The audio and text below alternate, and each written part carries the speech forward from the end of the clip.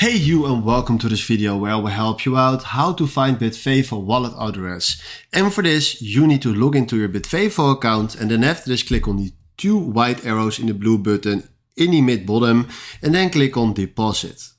Then right now we don't want to deposit euros, we want to deposit crypto. So we click now on crypto, and then from here we click for example on Dodge.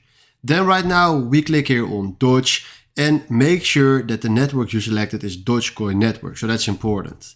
Then we do continue, and then right now it says be aware this as a user's the Dogecoin network. Please make sure you only deposit via Dogecoin network. Depositing other cryptocurrency or using the wrong network will result in the loss of assets. Understood. And then right now, here it is, your Dodge address. Now you can click here on the copy link, or you can click here on share and send it to someone. But this is exactly how you can find your Bitvavo wallet address. And this is how you can share your Dodge or something like that. This is exactly how this works. Thanks for watching and have a wonderful day. Ciao.